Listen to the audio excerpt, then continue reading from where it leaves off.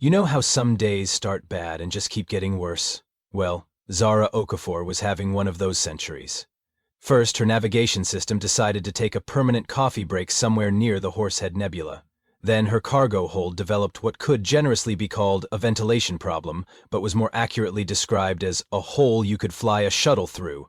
And now, to top off this cosmic comedy of errors, she was crash landing on Kethvar. Kethvar. Even the name sounded like someone choking on gravel. It was the kind of planet that existed solely to make other hellholes feel better about themselves. A war world where the local tourism board's slogan was probably "come for the violence, stay because you're dead." Zara's freighter, the determined optimist, hit the surface with all the grace of a drunken rhinoceros. The landing gear collapsed, the hull groaned like her grandmother's knees, and something expensive-sounding exploded in the engine compartment. She sat in the pilot's seat for a moment, listening to the symphony of mechanical failure. "Well," she muttered, unbuckling her harness, "at least I'm consistent." The cantina she found was exactly what you'd expect on a planet where peaceful resolution was considered a dirty word. The sign outside was written in 12 different languages, all of them basically saying, "Booze here," with varying degrees of threat implied. The door was reinforced blast steel, because apparently even the entrances needed body armor on Kethvar. Inside was a museum of galactic violence. The walls were decorated with weapons, scars, and what looked like a Carillian's shed exoskeleton. The air tasted like recycled fear and cheap alcohol. Every patron looked like they'd been personally involved in at least 3 interstellar incidents, and that was just today. The bartender was a sight to behold. 4 arms, each the size of Zara's torso, attached to a body that suggested his species had evolved from particularly aggressive boulders. His skin was the color of old leather and twice as tough, marked with ritual scars that probably had their own zip codes. This was clearly someone who'd heard every sob story in the galaxy and responded to most of them by throwing the storyteller through a wall. "What'll it be, stranger?" Grex rumbled, his voice like distant thunder with a hangover.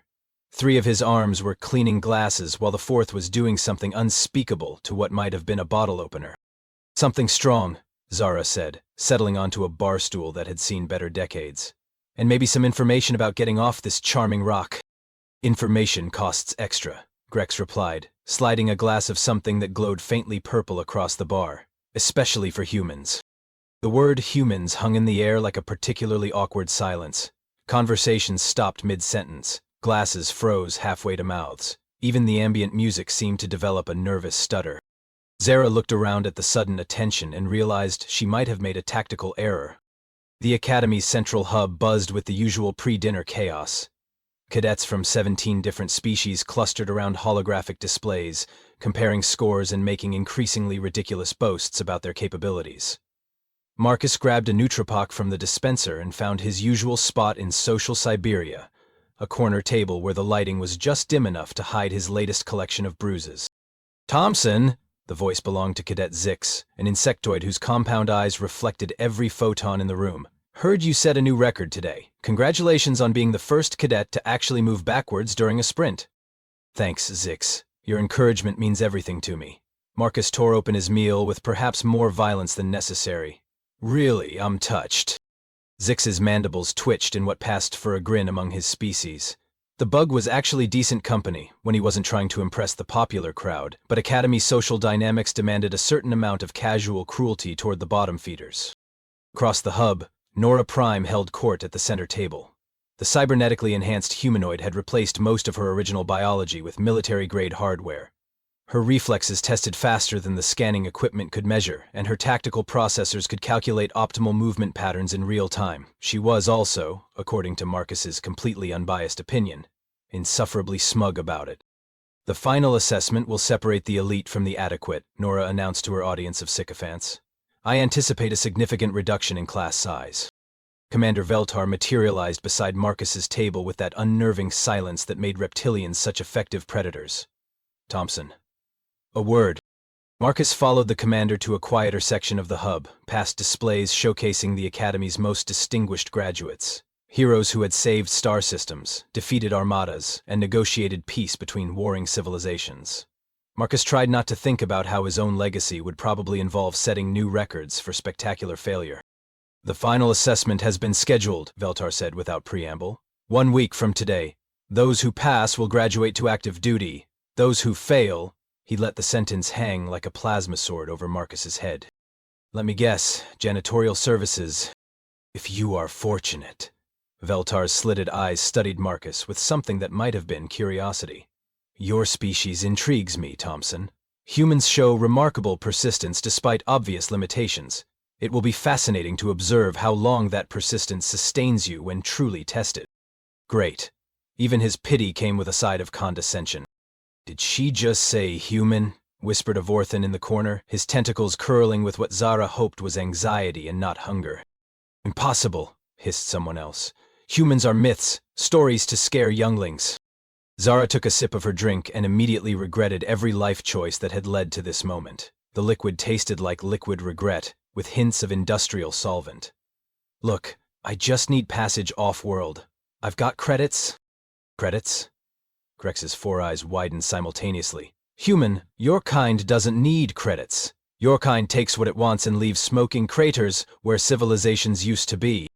I'm sorry, what now? Zara nearly choked on her drink, which might have been a mercy considering its flavor profile. That's when the cantina door exploded inward. Not opened dramatically. Exploded.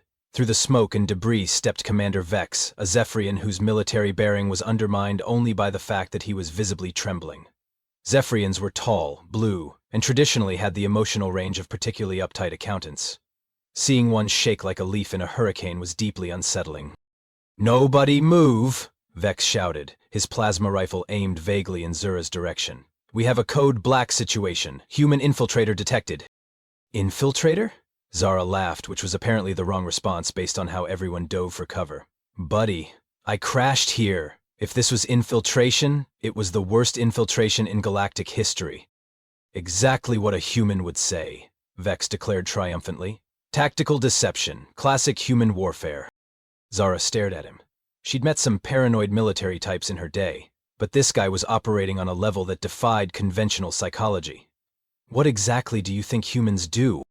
Everyone knows, Vex said, his rifle still shaking. Humans are the apex predators of the galaxy, Deathworlders who conquered a planet where everything was actively trying to kill them. You probably fight volcanoes for fun and use black holes as recreational swimming holes. We really don't, Zara said weakly. The stories say humans once defeated an entire Thrakari battle fleet with nothing but determination and caffeine, added a scarred Denebian from behind an overturned table. That's oddly specific, Zara muttered. And there was that legendary human who allegedly talked a Corellian hive queen into surrendering by explaining compound interest to her for 6 straight hours, chimed in another patron. Zara blinked. Okay, that one might actually be true. We are aggressively persistent when it comes to explaining things. The bar erupted in terrified whispers. Grex's 4 hands were reaching for what looked like a very large, very illegal weapon stored under the bar. This is just perfect, Zara sighed, realizing that her day had somehow managed to get even worse. She was stranded on a war world where everyone thought her species were mythical super warriors instead of the collection of caffeinated disaster magnets she knew them to be. Part 3. The bluff begins.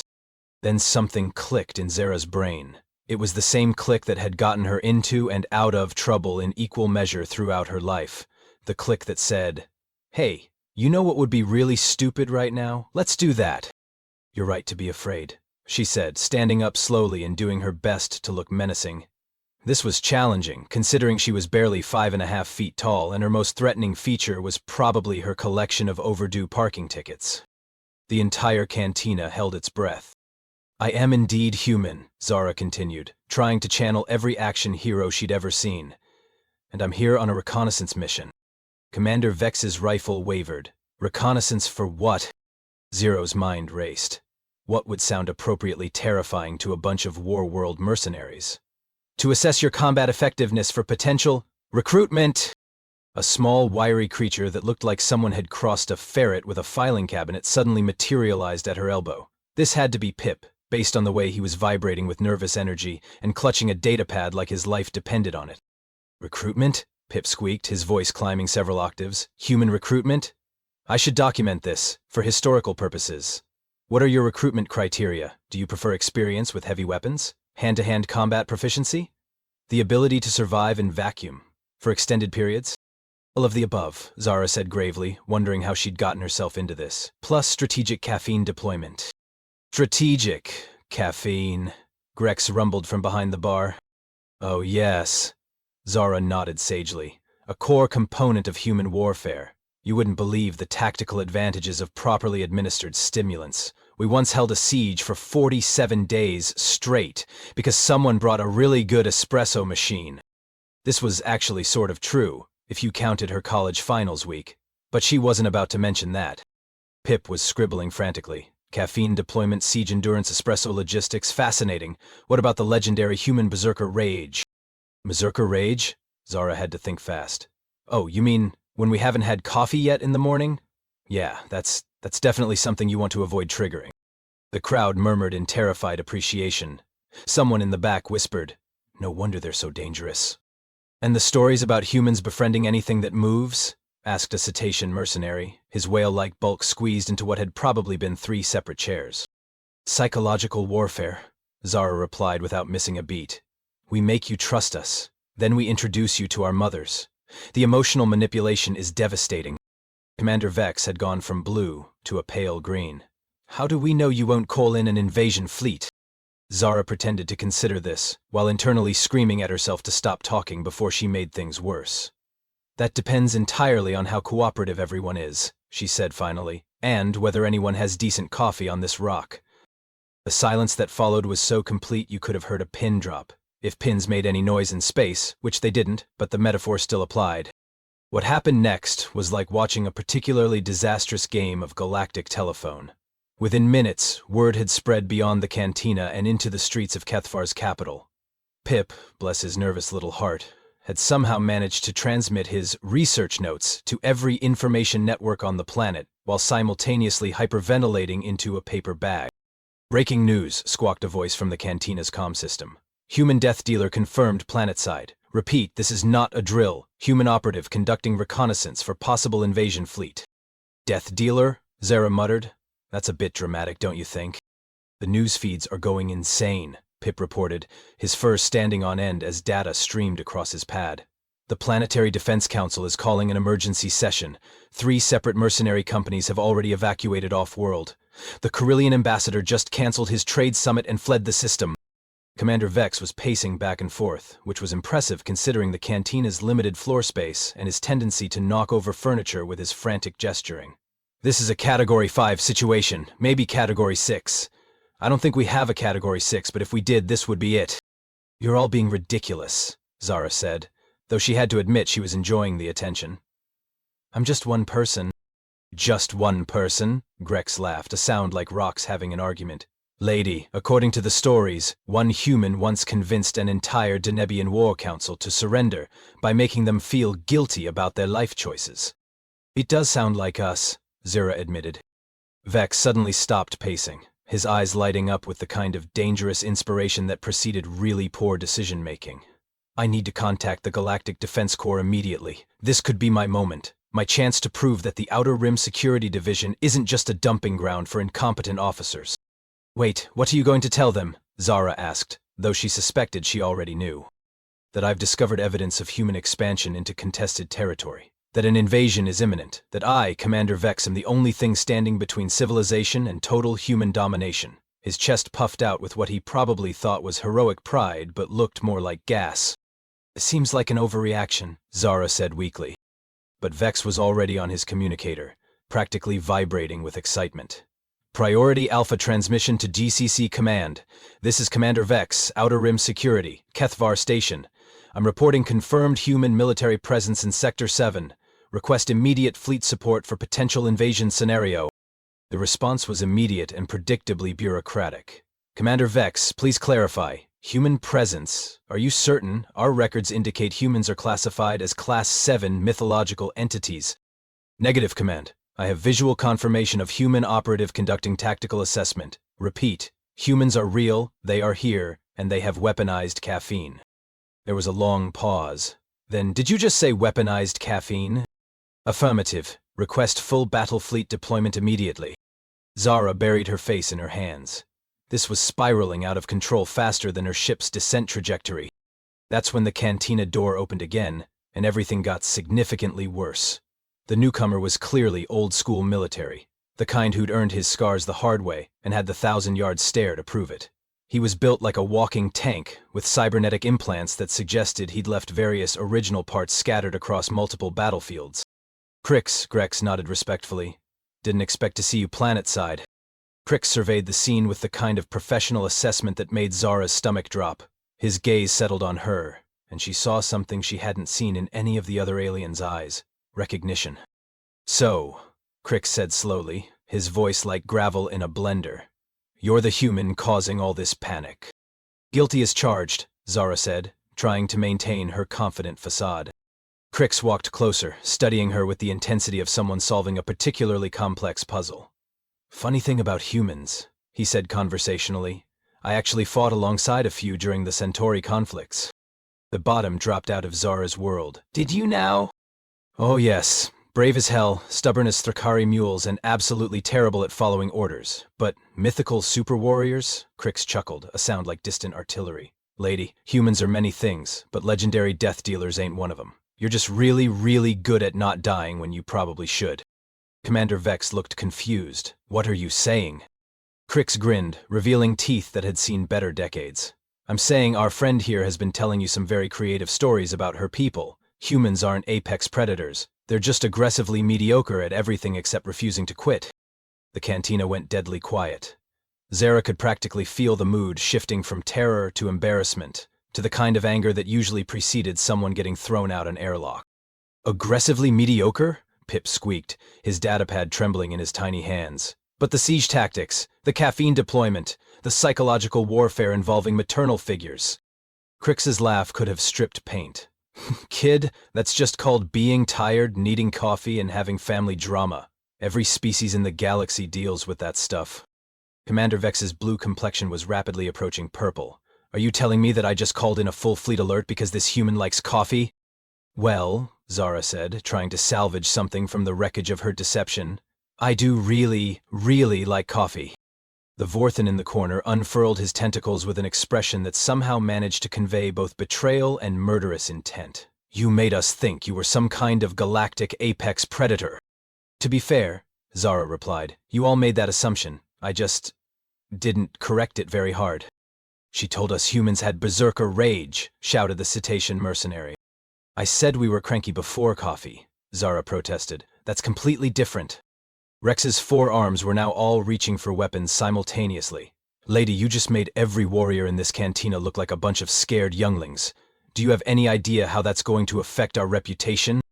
"Your reputation will recover," Zara said, backing toward what she hoped was an exit. "Mine, on the other hand, is about to become very posthumous." The crowd was closing in now, and Zara was rapidly running out of room to maneuver. She'd faced angry creditors, hostile customs officials, and once a very upset Regellian, who claimed she'd sold him defective antimatter containment units. But she'd never faced a cantina full of embarrassed mercenaries who'd just discovered they'd been terrified by someone whose most dangerous skill was parallel parking in tight spaces. "Now, let's all just calm down," she said, her back hitting what felt like a wall. "I'm sure we can work this out, like civilized beings." "Civilized?" The scarred Denebian was practically frothing. "You just convinced half the planet that the human death fleets were coming. The stock market crashed. The governor declared martial law. My own mother called to ask if she should evacuate." "Your mother sounds very caring," Zara offered weakly. Commander Vex was having what could charitably be described as a complete, nervous breakdown. "The Galactic Defense Corps is sending 3 battle cruisers. 3. Do you know what the paperwork is going to look like when I have to explain that I called in a Class Alpha threat response because I met a freight pilot who drinks too much coffee?" "A lot," Zara suggested. "Career-ending amounts of paperwork," Vex wailed. "They're going to transfer me to a monitoring station in the void. Do you know what's in the void? Nothing. That's why they call it the void." Pip was frantically deleting files from his datapad. "My research notes, my exclusive interview with a legendary human warrior. It's all garbage now. I'll never get another information broker contract." "Look at the bright side," Zara said, trying to edge along the wall toward what might have been a service corridor. "You've learned that humans are just regular people who happen to be really stubborn. That's actually kind of heartwarming when you think about it." The crowd did not seem to find this heartwarming. Crix, meanwhile, was enjoying the show with the detached amusement of someone who'd seen this exact scenario play out multiple times before. "You know what the really funny part is?" he said to the room at large. "She's not even lying about the stubborn part. I once watched a human mechanic spend 3 days straight trying to fix a plasma conduit with nothing but determination and inappropriate language. The conduit eventually surrendered." "But doesn't help," several voices shouted simultaneously. And then there was the human diplomat who ended the Rigel sector war by accidentally starting a philosophical debate about whether free will was compatible with deterministic physics. The opposing sides got so caught up in the argument they forgot what they were fighting about. "Still not helping," Zara called out, now definitely making her way toward what she hoped was an escape route. "My point," Crix continued, clearly enjoying himself, "is that humans are dangerous, just not in the way you think. They're dangerous because they refuse to accept that some problems can't be solved, some situations can't be improved, and some conversations shouldn't be started." The angry crowd paused, processing this. "That's actually terrifying in a completely different way," Pitt said thoughtfully. "Right?" Crix grinned. "Imagine a species that responds to impossible odds with, 'Hold my beer and watch this.'" Zara had almost reached the corridor when her luck, which had been operating on borrowed time since roughly the Mesozoic era, finally ran out completely. The wall she'd been edging along turned out to be a decorative partition, and she stumbled backward through it with all the grace of a concussed walrus. The crash echoed through the cantina like a dinner bell for violence.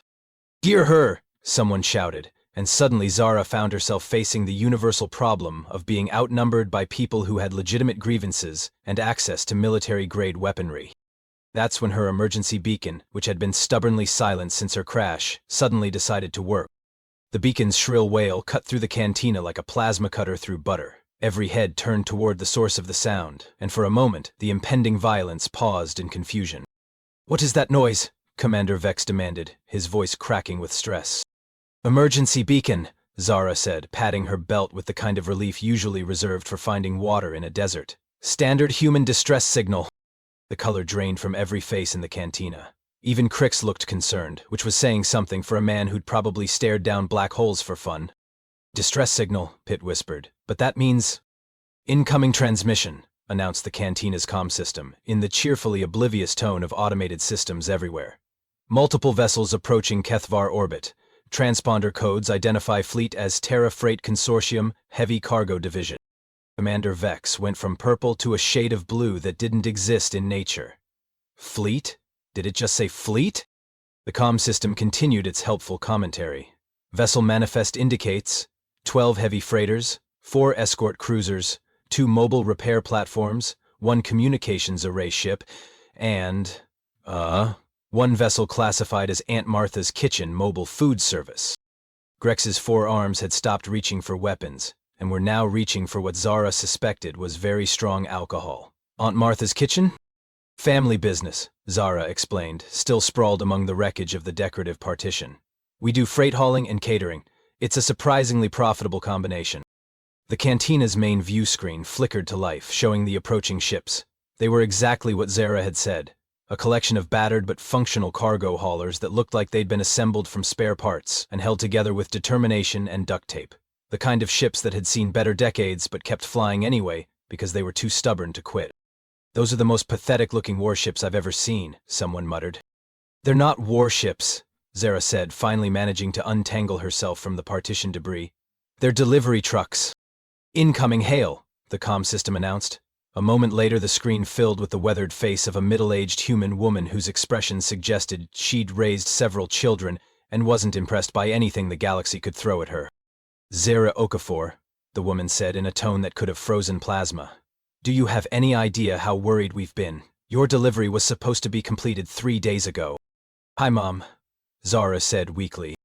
"Don't you hi, Mom me, young lady. Your father and I have been tracking your beacon across half the sector. Uncle Pete dropped everything to organize a search and rescue operation. Cousin Miguel canceled his honeymoon, and don't even get me started on what this is costing in fuel." The cantina stared in fascination at this exchange. Commander Vex looked like he was having a spiritual crisis. "Is she scolding you?" Pip asked in wonder. "Oh, she's just getting started," Zara sighed. "And another thing," her mother continued, apparently just hitting her stride. "When we get you home, you're grounded. I don't care if you're 32 years old. Responsible adults don't crash land on war worlds and then forget to call home.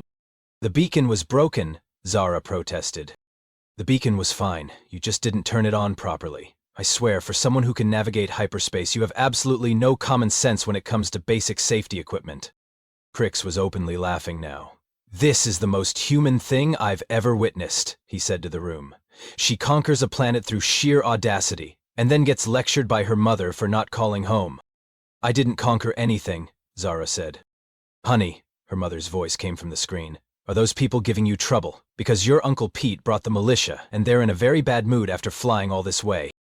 The screen split to show another face, this one belonging to a grizzled human man with kind eyes and the sort of mustache that had its own gravitational field. Zara! There you are! We brought the whole extended family. Your Aunt Sarah's got her shipping containers full of supplies, Cousin Roberto brought his mobile repair shop, and your great-uncle Dimitri insisted on bringing his combat engineering unit. Combat engineering? Commander Vex squeaked. Oh, they're not combat engineers anymore, Uncle Pete waved dismissively. They're contractors now, road construction mostly. But they still have all the equipment. What exactly are you delivering out here anyway? Grex asked, his professional curiosity overriding his existential crisis. Zarin looked embarrassed. Medical supplies and infrastructure equipment for the refugee settlement on Kethvar Minor. It was supposed to be a routine humanitarian aid delivery. The silence that followed could have been bottled and sold as concentrated awkwardness. Humanitarian aid, Pip whispered. Let me get this straight, Kandervek said slowly. You're not an advanced scout for an invasion force. You're a delivery driver bringing medicine to refugees. And irrigation equipment, Zara added helpfully. They really need better water management systems. So when you said you were here for reconnaissance, I was scouting for a good place to set up the temporary distribution center. And when I mentioned recruitment, I meant hiring local contractors to help with the installation work. The cantina processed this information with the speed of a particularly sluggish bureaucracy. Your mother's voice came through the comm again. Zara, dear, we're going to start landing the supply ships. The refugee coordinators are already on their way to meet us. Oh, and I brought those cookies you like. The ones with the chocolate chips. You brought cookies to a war world? Crix asked in amazement. It's not a war world, Zara's mother replied briskly. It's a resettlement zone with some lingering security concerns. Completely different thing. Now, who's in charge down there? I need to speak to someone about docking clearances and cargo manifest procedures.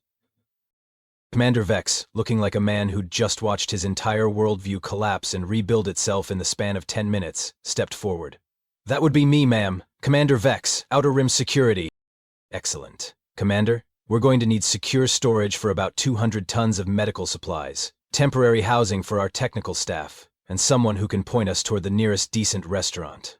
Flying through hyperspace always makes me hungry.